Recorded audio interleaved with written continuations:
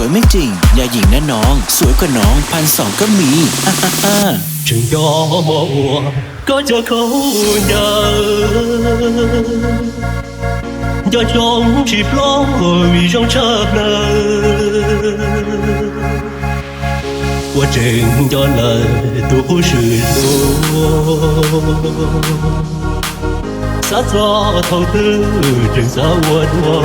สวยกว่าน้อง1,200ก็มีฮ่าฮ่าฮ่า chừng gió muôn đời rồi để trong ấy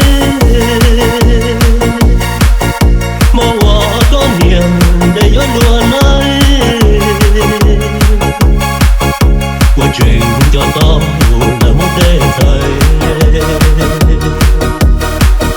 cho cha tôi đi vì để hai hai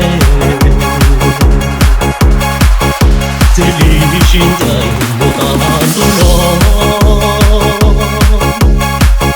hãy có một nhóm trong ly trà lời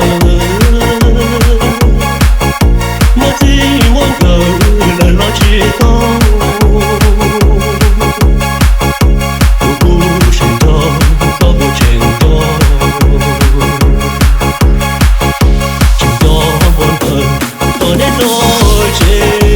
You're listening to DJ Mika. nhìn xa xa có gì chia sẻ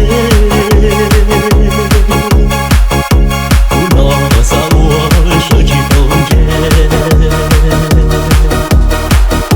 qua chuyện trong cái lời nghe สวยกว่าน้อง1,200ก็มีฮ่าฮ่าฮ่า Are you ready?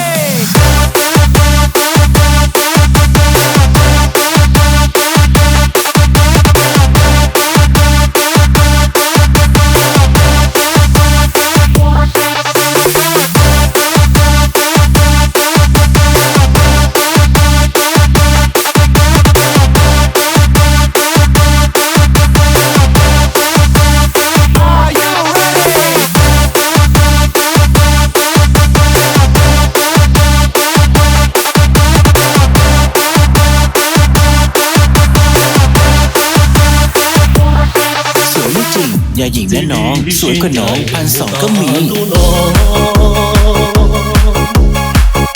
hãy có một nhóm trong ly trà lời mà chỉ muốn cờ là lo chỉ không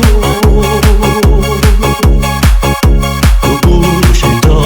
có một chuyện đó chuyện đó buồn cờ còn đến đôi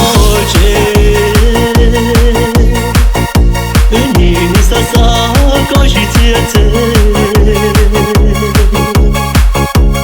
lo xa ua